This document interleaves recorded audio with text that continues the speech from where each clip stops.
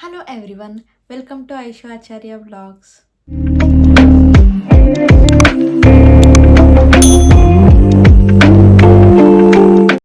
So ಇವತ್ತಿನ blog ಏನಪ್ಪ ಅಂತಂದರೆ ಇವಾಗ ರೀಸೆಂಟಾಗಿ ಎಲ್ಲರಿಗೂ ಒಂದು ಕನ್ಫ್ಯೂಷನ್ ಇದೆ. ಏನಂತಂದರೆ ನನ್ನ ವೆಯ್ಟ್ ಕರೆಕ್ಟಾಗಿದೆಯಾ. ಸೊ ಇವಾಗ ನಾವು ಹಿಂಗೆ ಮಿರರ್ ಮುಂದೆ ನಿಂತಾಗ ನನಗೆ ನೋಡೋಕ್ಕೆ ನಾನು ಸ್ವಲ್ಪ ದಪ್ಪ ಅನ್ನಿಸ್ತೀನಿ, ನನಗೆ ಹಂಗೆ ಅನ್ನಿಸ್ತಿದೆ, ನಾನು ಸ್ವಲ್ಪ ಕುಳ್ಳಕ್ಕಿದ್ದೀನಲ್ಲ ಅದಕ್ಕೆ ನಾನು ದಪ್ಪ ಅನ್ನಿಸ್ತಿದ್ದೀನ, ಅಥವಾ ತುಂಬ ತೀರಾ ಸಣ್ಣ ಇರ್ತಾರಲ್ಲ ಅವರಿಗೆ ನಾನು ಹೈಟ್ ಇದ್ದೀನಲ್ಲ ಅದಕ್ಕೆ ಸಣ್ಣ ಅನ್ನಿಸ್ತಿದ್ದೀನ, ನನ್ನ ವೆಯ್ಟ್ ಕರೆಕ್ಟಾಗಿದೆಯಾ, ಇದೊಂದು ತುಂಬ ಕನ್ಫ್ಯೂಷನ್ಸ್ ಇರುತ್ತೆ. ಹೀಗೆ ನನ್ನ ಫ್ರೆಂಡ್ ಏನು ಹೇಳಿದ್ಲು ಅಂದರೆ, ಐಶು ಇವಾಗ ನಾನು ಒಂದು ಸ್ವಲ್ಪ ದಿನದಿಂದ ಸ್ವಲ್ಪ ದಪ್ಪ ಆಗ್ತಿದ್ದೀನಿ ಅನ್ನಿಸ್ತಿದೆ, ನನಗೆ ಭಯ ಆಗ್ತಿದೆ, ಓವರ್ ವೆಯ್ಟ್ ಆಗಿಬಿಟ್ಟು ಏನಾದರೂ ಪ್ರಾಬ್ಲಮ್ ಆಗುತ್ತಾ, ಲೈಕ್ PCOD ಈ ಥರ ಪ್ರಾಬ್ಲಮ್ಸ್ ಆಗುತ್ತಾ, ಓವರ್ ವೆಯ್ಟ್ ಆಗಿದ್ದೀನಿ ಅನ್ನಿಸ್ತಿದ್ಯಾ, ನಿನಗೆ ನಾನು ದಪ್ಪ ಕಾಣಿಸ್ತಿದ್ದೀನಿ ಅಂತ ಅಂದ್ಬಿಟ್ಟು ಹೇಳ್ತಿದ್ಲು.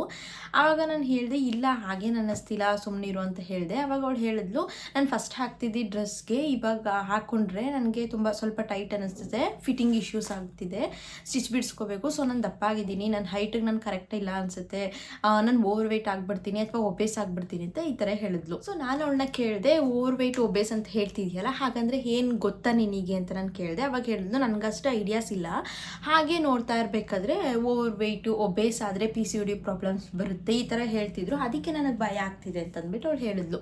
ಅವಾಗ ಹೇಳಿದೆ ನಾನು, ನಿಂದು ವೆಯ್ಟ್ ಡಿಸೈಡ್ ಆಗೋದು ಅಥವಾ ನೀನು ಓವರ್ ವೆಯ್ಟ್ ಅಥವಾ ನೀನು ಒಬೇಸ್ ಇದೆಯಾ ಅಥವಾ ಅಂಡರ್ ವೆಯ್ಟ್ ಇದೆಯಾ ಇದು ಡಿಸೈಡ್ ಆಗೋದು ನಿನ್ನ ಹೈಟ್ ಮತ್ತು ನಿನ್ನ ವೆಯ್ಟನ್ನ ಮ್ಯಾಚ್ ಮಾಡಿದಾಗ ಮಾತ್ರ. ಬರೀ ನೀನು ಮಿರರಲ್ಲಿ ನೋಡ್ಕೊಂಡಾಗ ನೀನು ದಪ್ಪ ಕಾಣಿಸ್ತಿದ್ಯಾ ಅಂದ ಮಾತ್ರಕ್ಕೆ ನೀನು ಓವರ್ ವೆಯ್ಟ್ ಇರಲ್ಲ ಅಂತ ನಾನು ಅವಳಿಗೆ ಹೇಳಿದೆ. ಸೊ ಇದೇ ಥರ ಕನ್ಫ್ಯೂಷನ್ಸು ಸಾಕಷ್ಟು ಜನಕ್ಕೆ ಇರುತ್ತೆ. ಲೈಕ್ ನಾನು ಕರೆಕ್ಟಾಗಿದ್ದೀನ, ನಾನು ನಾರ್ಮಲ್ ವೆಯ್ಟ್ ಇದ್ದೀನ ಅನ್ನೋ ಕನ್ಫ್ಯೂಷನ್ಸ್ ಇರುತ್ತೆ. ಈಗ ಮಕ್ಕಳಿಗೆಲ್ಲ ಯಾವ ಥರ ಚಾರ್ಟ್ ಇರುತ್ತೆ ಅಂದರೆ 1 to 2 years ನಾರ್ಮಲ್ ವೆಯ್ಟ್ ಇಷ್ಟಿರಬೇಕು, 2 to 3 years ನಾರ್ಮಲ್ ವೆಯ್ಟ್ ಇಷ್ಟಿರಬೇಕು ಈ ಥರ ಇರುತ್ತೆ. ಬಟ್ ನಮಗೆ ಅಡಲ್ಟ್ಸಿಗೆ ಆ ಥರ ಇರಲ್ಲ. ಫಾರ್ ಎಕ್ಸಾಂಪಲ್ ಏನಂತಂದರೆ ಒಂದು 20 years ಬಾಯ್ನ ತೊಗೊಳ್ತೀವಿ. ಸೊ 20 years ಬಾಯ್ ಒಂದು ಹೈಟ್ ತುಂಬ ಹೈಟ್ ಇರ್ತಾನೆ, ಅವನೊಂದು 50 kg ಇರ್ತಾನೆ, ಹಾಗಂತ ಒಂದು ನಾರ್ಮಲ್ ವೆಯ್ಟ್ ಅಂತ ಇಲ್ಲ ಅಥವಾ ಓವರ್ ವೆಯ್ಟ್ ಅಥವಾ ಅಂಡರ್ ವೆಯ್ಟ್ ಈ ಥರ ಗೊತ್ತಾಗಲ್ಲ ನಮಗೆ.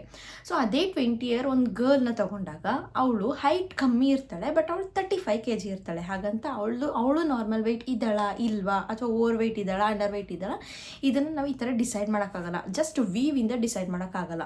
ಸೊ ಅದಕ್ಕೆ ನಾನು ಈ ವಿಡಿಯೋದಲ್ಲಿ ನಿಮಗೆ ಯಾವ ಥರ ನಿಮ್ಮ ಹೈಟ್ಗೆ ನಿಮ್ಮ ವೆಯ್ಟನ್ನ ಕಂಪೇರ್ ಮಾಡಿಕೊಂಡು ಯಾವ ಥರ ನೀವು ನಾರ್ಮಲ್ ಇದೀವಾ ಇಲ್ವಾ ಅನ್ನೋದನ್ನ ನೋಡ್ಕೊಳ್ಳೋದು ಹೇಗೆ ಅಂತ ಅಂದ್ಬಿಟ್ಟು ನಾನು ಈ ವಿಡಿಯೋದಲ್ಲಿ ಹೇಳ್ಕೊಡ್ತಿದ್ದೀನಿ. ಸೊ ಎಲ್ಲೂ ಸ್ಕಿಪ್ ಮಾಡಿದೆ, ಲಾಸ್ಟ್ವರೆಗೂ ನೋಡಿ. ಸೊ ನಾನು ಹೇಳಿದೆ ಅಲ್ವಾ ಯಾವ ಥರ ನೋಡ್ಕೊಳ್ಳೋದು ನಾರ್ಮಲ್ ಇದೀವಾ ಇಲ್ವಾ ಅಂತಂದ್ಬಿಟ್ಟು. ಸೊ ಇದು ಯಾವುದರಿಂದ ಡಿಸೈಡ್ ಆಗುತ್ತೆ ಅಂದರೆ BMI. ಈ BMIಯಿಂದ ನಾವು ನಮ್ಮ ಹೈಟಿಗೆ ನಮ್ಮ ವೆಯ್ಟ್ ಕರೆಕ್ಟ್ ಇದೆಯಾ ಅಂತ ಅಂದ್ಬಿಟ್ಟು ನಾವು ತಿಳ್ಕೊಬೋದು. ಸೊ ಇಲ್ಲಿ ಏನಪ್ಪ ಅಂತಂದರೆ B ಅಂತಂದರೆ ಏನು ಅಂತಂದರೆ ಸೊ ಬಾಡಿ ಅಂತ ಬರುತ್ತೆ. So B stands for body and this M stands for mass and this I stands for index. So body mass index. So ಇದು ಏನು ಮಾಡುತ್ತೆ, ನಮ್ಮ ಹೈಟಿಗೆ ನಮ್ಮ ವೆಯ್ಟ್ ಕರೆಕ್ಟ್ ಇದೆಯಾ ಇಲ್ವಾ ಅನ್ನೋದನ್ನ ಡಿಸೈಡ್ ಮಾಡುತ್ತೆ. ಸೊ ಈ BMIನ ಕ್ಯಾಲ್ಕುಲೇಟ್ ಮಾಡಬೇಕು ಅಂತಂದರೆ ನಮಗೆ ಒಂದು ಫಾರ್ಮುಲಾ ಬರುತ್ತೆ. ಸೊ ಅದನ್ನು ನಾನು ಹೇಳ್ತೀನಿ, ಅದನ್ನು ಹಾಕ್ಕೊಂಡು ನೀವು ಕ್ಯಾಲ್ಕುಲೇಟ್ ಮಾಡ್ಕೋಬೋದು. ಸೊ ಇವಾಗ BMI ಫಾರ್ಮುಲಾ ಏನಪ್ಪ ಅಂತಂದರೆ ನಾನಿಲ್ಲಿ ಸೈಡಲ್ಲಿ ಹಾಕಿರ್ತೀನಿ ಚಾರ್ಟ್ನ, ಆದರೂ ನಾನಿಲ್ಲಿ ಬರೆದು ತೋರಿಸ್ಕೊಡ್ತೀನಿ ಯಾವ ಥರ ಅಂತ ಹೇಳಿಬಿಟ್ಟು, ಅಂದರೆ ಏನು ಫಾರ್ಮುಲಾ ಇದೆ ಅಂತ ಅಂದ್ಬಿಟ್ಟು ನೀವು ನೋಡ್ಕೋಬೋದು. ಸೊ BMI ಫಾರ್ಮುಲಾ ಏನಪ್ಪ ಅಂತ ಹೇಳಿದ್ರೆ BMI is equal to so weight, ನಮ್ಮ ವೆಯ್ಟ್ ಏನಿರುತ್ತೆ, ಯೂಶ್ವಲಿ ನಾವು ವೆಯ್ಟ್ ಯಾವುದ್ರಲ್ಲಿ ಚೆಕ್ ಮಾಡ್ತೀವಿ ಅಂದರೆ ಯಾವುದ್ರಲ್ಲಿ ಅಂತಂದರೆ ಇನ್ ಟರ್ಮ್ಸ್ ಆಫ್ ಯೂನಿಟ್ ಯಾವುದ್ರಲ್ಲಿ ಚೆಕ್ ಮಾಡ್ತೀವಿ ಅಂತಂದರೆ ನಾವು KGಲೇ ಯಾವಾಗಲೂ ಚೆಕ್ ಮಾಡೋವಂಥದ್ದು. So BMI is equal to weight in KG divided by so height. But height ಏನಾಗುತ್ತೆ ಅಂದರೆ ಮೋಸ್ಟ್ ನಾವು ಸೆಂಟಿಮೀಟರಲ್ಲಿ ಚೆಕ್ ಮಾಡ್ತೀವಿ, ಬಟ್ ಇಲ್ಲಿ ಫಾರ್ಮುಲಾ ವೈಸ್ ಏನಾಗುತ್ತೆ ಅಂದರೆ ಹೈಟ್ ಇನ್ ಮೀಟರ್ ಸ್ಕ್ವೇರಲ್ಲಿ ನಾವು ಚೆಕ್ ಅಂದರೆ ಫಾರ್ಮುಲಾ ಇರೋದು ಈ ಥರ. So weight in KG divided by height in metre square. So ಏನಾಗಲ್ಲ, ನಾವು ಸೆಂಟಿಮೀಟರಲ್ಲಿ ನಮ್ಮ ಹೈಟನ್ನು ನೋಡ್ಕೊಂಡಿದ್ರೆ ಸೆಂಟಿಮೀಟರಿಂದ ಮೀಟರ್ಗೆ ಯಾವ ಥರ ಕನ್ವರ್ಟ್ ಮಾಡೋದು ಅನ್ನೋದನ್ನು ನಾನು ಹೇಳ್ತೀನಿ. ಸೊ ಇಲ್ಲಿ ಇದು ಫಾರ್ಮುಲಾ, ನಮಗೆ ಏನು BMIನ ಕ್ಯಾಲ್ಕುಲೇಟ್ ಮಾಡೋದಕ್ಕೆ ಇದು ಫಾರ್ಮುಲಾ. ಸೊ ಈಗ ಈ ಫಾರ್ಮುಲಾನ ಯೂಸ್ ಮಾಡಿಕೊಂಡು ನಮ್ಮ ವೆಯ್ಟ್ ಕರೆಕ್ಟಾಗಿದೆಯಾ ಅನ್ನೋದು ಅಂದರೆ ಕರೆಕ್ಟಾಗಿದೆಯಾ ಅಂತ ನೋಡ್ಕೊಳ್ಳೋದು ಹೇಗೆ ಅನ್ನೋದನ್ನ ನಾನು ಹೇಳ್ತೀನಿ ಬನ್ನಿ. ಸೊ ಇಲ್ಲಿ ಎಕ್ಸಾಂಪಲ್ ಅಲ್ಲಿಗೆ ನನ್ನದೇ ವೆಯ್ಟ್ ಮತ್ತು ಹೈಟನ್ನು ನಾನು ಇಲ್ಲಿ ಕ್ಯಾಲ್ಕುಲೇಟ್ ಮಾಡಿ ತೋರಿಸ್ತೀನಿ, ಸೊ ದಟ್ ನಿಮಗೆ ಅದೇ ಥರ ಹಾಕ್ಕೊಂಡು ಕ್ಯಾಲ್ಕುಲೇಟ್ ಮಾಡೋಕ್ಕೆ ಈಸಿ ಆಗುತ್ತೆ. So BMI is equal to, ಇಲ್ಲಿ ಸೈಡಲ್ಲಿ ಬರ್ಕೊಳ್ತೀನಿ ನಾನು ನಂದು ವೆಯ್ಟ್ ಏನಿದೆ ಹೈಟ್ ಏನಿದೆ ಅಂತ. ಸೊ ವೆಯ್ಟ್ ನಂದು ಅಪ್ರಾಕ್ಸಿಮೇಟ್ಲಿ ಅಂದರೆ ನಿಯರ್ ಟು 47 ಇಷ್ಟಿದೆ ನಂದು, ಅಪ್ರಾಕ್ಸಿಮೇಟ್ಲಿ 47 ನಂದು ವೆಯ್ಟ್. ಇನ್ನು ಹೈಟ್ ಏನಿದೆಯಪ್ಪ ಅಂತಂದರೆ ನಂದು 150 ಸೆಂಟಿಮೀಟರ್. ಸೊ ಇದು ವೆಯ್ಟ್, ಇದು ಹೈಟು. ವೆಯ್ಟ್ ಇನ್ KGನಲ್ಲಿದೆ, ಇದು ಸೆಂಟಿಮೀಟರಲ್ಲಿದೆ. ನಾನು ನಿಮಗೆ ಮೀಟರ್ಗೆ ಯಾವ ಥರ ಕನ್ವರ್ಟ್ ಮಾಡೋದು ನಾನು ಹೇಳ್ಕೊಡ್ತೀನಿ. ಸೊ ಇಲ್ಲಿ ವೆಯ್ಟ್ ಚೆಕ್ ಮಾಡ್ತಿದ್ದೀನಿ, ನೀವು ನೋಡ್ಬೋದು ನಾನು 47 ಅಂದರೆ ಅಪ್ರಾಕ್ಸಿಮೇಟ್ಲಿ 47 ಅಂತ ಹೇಳಿದ್ದೆ ಅಲ್ವಾ, ನೋಡಿ 46.95. ಸೊ ಅಷ್ಟಾದರೂ ತೊಗೋಬೋದು, ನಾನು 47 ಅಂತ ತೊಗೊಳ್ತೀನಿ. ಸೊ ಇವಾಗ ನೋಡಿದ್ರಿ ಅಲ್ವಾ, ವೆಯ್ಟ್ KGಲೇ ಇರಬೇಕು. ಇನ್ನು ಹೈಟು ಯಾವ ಥರ ಅಂತಂದರೆ 150 ಸೆಂಟಿಮೀಟರ್ ಇರೋದನ್ನ ಮೀಟರ್ಗೆ, ಸೊ ಸೆಂಟಿಮೀಟರಿಂದ ಮೀಟರ್ಗೆ ಯಾವ ಥರ ಕನ್ವರ್ಟ್ ಮಾಡ್ಕೊಳ್ಳೋದು ಅನ್ನೋದನ್ನ ನಾನು ಹೇಳ್ತೀನಿ. ಸೊ ಇದೇನಿಲ್ಲ ಈಸಿ. ಸೊ ಸೆಂಟಿಮೀಟರಲ್ಲಿ ಏನಿರುತ್ತೆ ಅದನ್ನು ಡಿವೈಡೆಡ್ ಬೈ 100 ಮಾಡಬೇಕು. ಸೊ ಸೆಂಟಿಮೀಟರಲ್ಲಿ ಏನಿರುತ್ತೆ ಡಿವೈಡೆಡ್ ಬೈ 100 ಮಾಡಿದ್ರೆ ನಮಗೆ ಮೀಟರಲ್ಲಿ ಸಿಗುತ್ತೆ. ಸೊ ಹಾಗಾದರೆ ನಾನು ಏನು ಮಾಡಬೇಕು, 150 ಇದೆ ನಂದು height, 150 divided by 100. So 150 divided by 100 ಮಾಡಬೇಕು. ಮಾಡೋಣ ಎಷ್ಟು ಬರುತ್ತೆ ಅಂತ.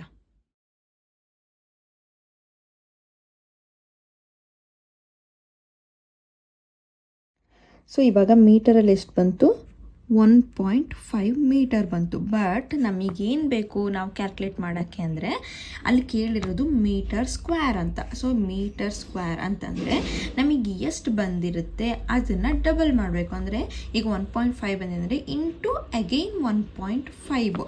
ಸೊ ಎಷ್ಟು ಬರುತ್ತೆ ಅದನ್ನು ಹಾಕ್ಕೊಂಡ್ರೆ ನಮಗೆ ಏನು ಮಾಡ್ಬೋದು, BMIನ ಕ್ಯಾಲ್ಕುಲೇಟ್ ಮಾಡ್ಬೋದು. ಸೊ 1.5 ಇಂಟು 1.5 ಅಂದರೆ ಸೊ ಎಷ್ಟು ಬಂತು, 2.25. ಸೊ ಇದೇನು ಮೀಟರ್, 2.25 ಮೀಟರು. ಸೊ ಸ್ಕ್ವೇರ್ ಮಾಡಿದ್ವಿ ಅಲ್ವಾ.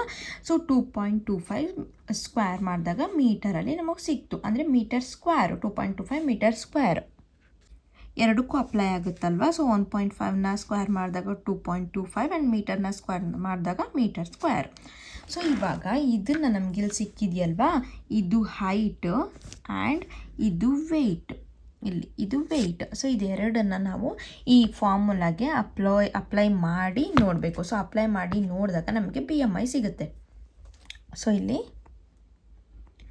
47 ವೆಯ್ಟ್ ಇನ್ KG ಅಂತ ಹೇಳಿದ್ರೆ 47. So 47 kg and divided by height in metre square ಅಂತಂದರೆ ನಮಗೆ ಸಿಕ್ಕಿದೆ 2.25 ಮೀಟರ್ ಸ್ಕ್ವೇರ್ ಆಯ್ತಲ್ವಾ. 2.25 ಸಿಕ್ಕಿದೆ. ಸೊ ಇದನ್ನು ಮಾಡಿದಾಗ ನಮಗೇನು ವ್ಯಾಲ್ಯೂ ಬರುತ್ತೆ ಅದು ನಮ್ಮದು BMI ಆಗಿರುತ್ತೆ.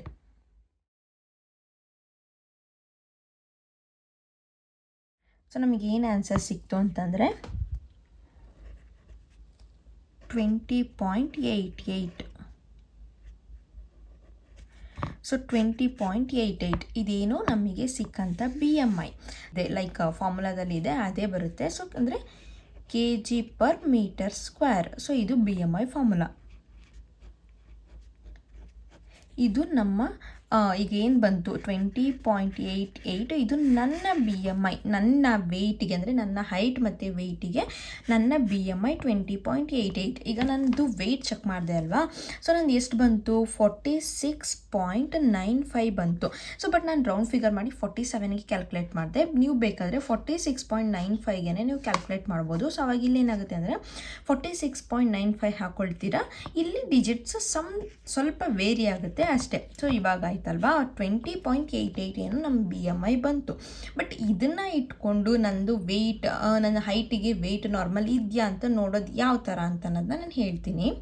ಸೊ ಇವಾಗ BMI ಕ್ಯಾಲ್ಕುಲೇಟ್ ಮಾಡಾದಮೇಲೆ ನಮ್ಮ ಹೈಟಿಗೆ ವೆಯ್ಟ್ ನಾರ್ಮಲ್ ಇದೆಯಾ ಅಂತ ಯಾವುದಕ್ಕೆ ಕಂಪೇರ್ ಮಾಡಿ ನೋಡ್ಕೊಳ್ಳೋದು ಅಂತ ಹೇಳೋದಾದರೆ ನಮ್ಮ WHO ಅವರು ಅಂತಂದರೆ WHO ಅಂದರೆ ವರ್ಲ್ಡ್ ಹೆಲ್ತ್ ಆರ್ಗನೈಸೇಷನ್. ಸೊ ಎಲ್ಲರಿಗೂ ಗೊತ್ತಿರುತ್ತೆ, ವರ್ಲ್ಡ್ ಹೆಲ್ತ್ ಆರ್ಗನೈಸೇಷನ್ ಅವರು ಒಂದು ಚಾರ್ಟ್ನ ಬಿಟ್ಟಿದ್ದಾರೆ. ಲೈಕ್ ನಾರ್ಮಲ್ ಅವ್ರದ್ದು ಎಷ್ಟರಿಂದ ಎಷ್ಟಿರಬೇಕು BMI ಆ್ಯಂಡ್ ಒಬೇಸ್ ಆದರೆ ಎಷ್ಟರಿಂದ ಎಷ್ಟಿರಬೇಕು ಅದನ್ನು ನಾನು ಇಲ್ಲಿ ತೋರಿಸ್ತೀನಿ. ಸೊ ಸೈಡಲ್ಲಿ ನಾನು ಟೇಬಲ್ನ ಹಾಕಿರ್ತೀನಿ, ನೀವು ಬೇಕಾದರೆ ಸ್ಕ್ರೀನ್ಶಾಟ್ ತೊಗೋಬೋದು ಅಥವಾ ನಾನಿಲ್ಲಿ ಕ್ಲಿಯರಾಗಿ ಬರೀತೀನಿ, ನೀವು ಅಲ್ಲಿ ನೋಡ್ಬೋದು. ಸೊ ಫಸ್ಟ್ ಬರೋದು ಯಾವುದು, ಅಂಡರ್ ವೆಯ್ಟ್, ಅಂದರೆ ತುಂಬ ಕಡಿಮೆ ವೆಯ್ಟ್, ತುಂಬ ಕಡಿಮೆ ಇರೋರ್ದು ಅಂಡರ್ ವೆಯ್ಟ್. ಸೊ ಅವ್ರದ್ದು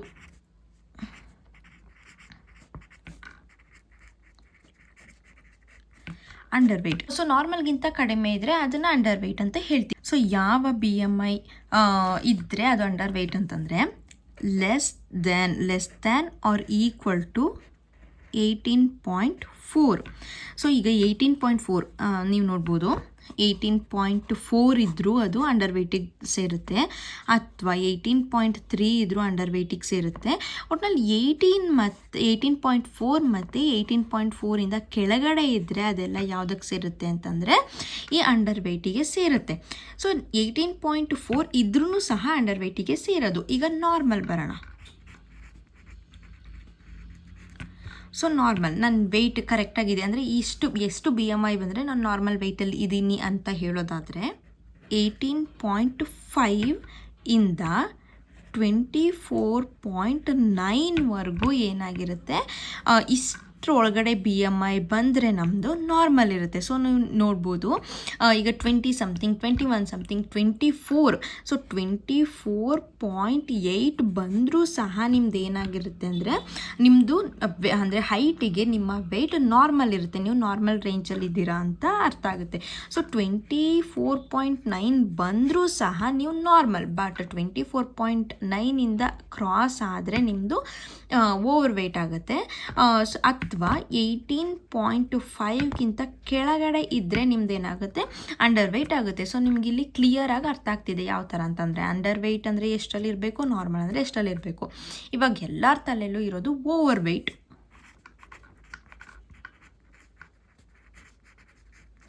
ಸೊ ಓವರ್ ವೆಯ್ಟ್, ನನ್ನ BMI ಎಷ್ಟರಿಂದ ಎಷ್ಟು ಬಂದರೆ ಓವರ್ ವೆಯ್ಟ್ ಅಂತ ಆಗುತ್ತೆ ಅನ್ನೋದಾದರೆ, ನೀವು ಓವರ್ ವೆಯ್ಟ್ ಅಂದರೆ ಓವರ್ ವೆಯ್ಟ್ ಅಂತ ಯಾವುದನ್ನು ಕನ್ಸಿಡರ್ ಮಾಡ್ತೀವಿ ಅಂದರೆ WHO ಇಂದ ಯಾವುದನ್ನು ಕನ್ಸಿಡರ್ ಮಾಡಿದ್ದಾರೆ ಓವರ್ ವೆಯ್ಟ್ ಅಂತಂದರೆ, so BMI between 25 to 39.9.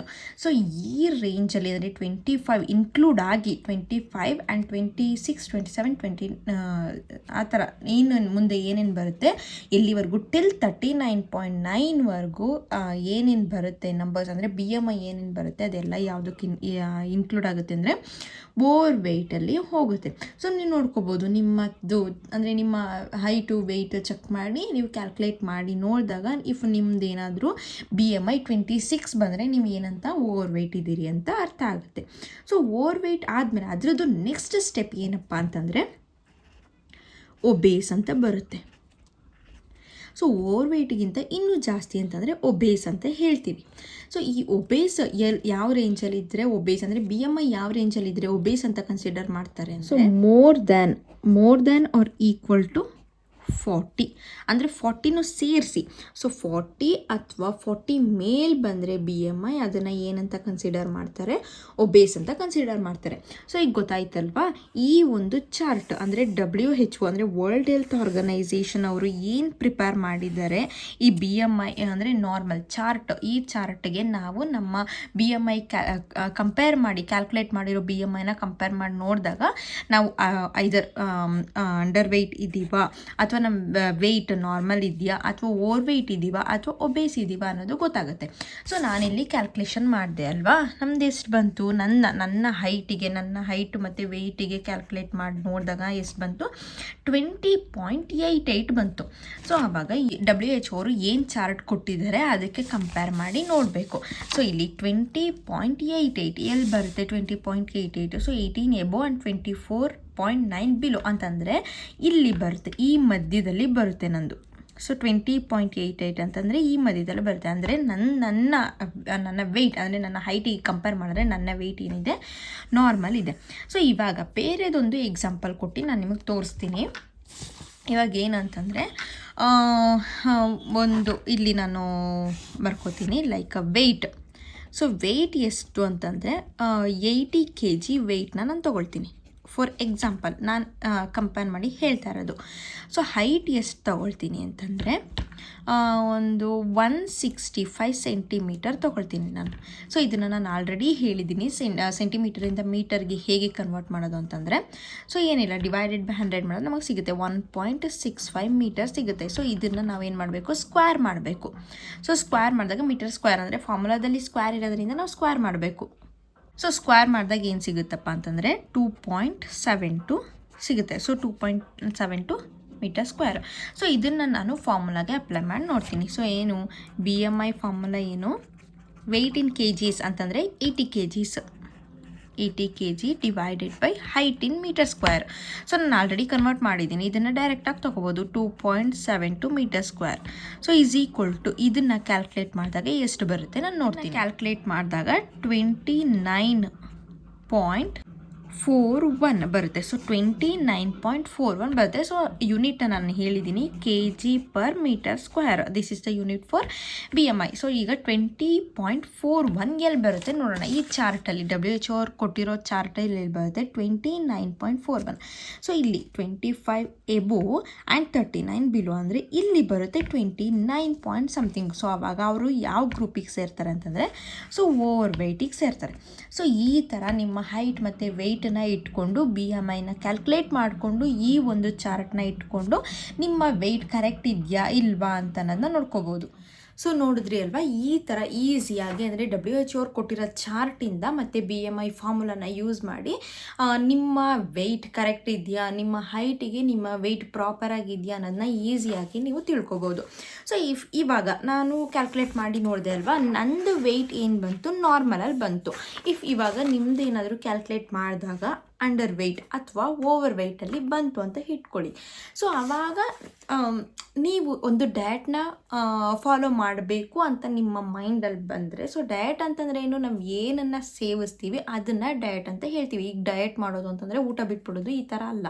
Diet ಮಾಡೋದು ಏನಂತಂದರೆ, ಈಗ ಅಂಡರ್ ವೆಯ್ಟ್ ಇರೋರು ನಾರ್ಮಲಿಗೆ ಬರಬೇಕು, ನಾರ್ಮಲ್ ವೆಯ್ಟಿಗೆ ಬರಬೇಕು ಅಂದರೆ ವೆಯ್ಟ್ನ ಇನ್ಕ್ರೀಸ್ ಮಾಡ್ಕೋಬೇಕು. ಸೊ ಅವ್ರ ಡಯಟಲ್ಲಿ ಏನೇನು ಇನ್ಕ್ಲೂಡ್ ಮಾಡಬೇಕು ಅಂದರೆ ಫ್ಯಾಟ್ಸು ಮತ್ತು ಕಾರ್ಬೋಹೈಡ್ರೇಟ್ಸ್ ಸ್ವಲ್ಪ ಜಾಸ್ತಿ ಇನ್ಕ್ಲೂಡ್ ಮಾಡಬೇಕು ವಿತ್ ಪ್ರೋಟೀನ್.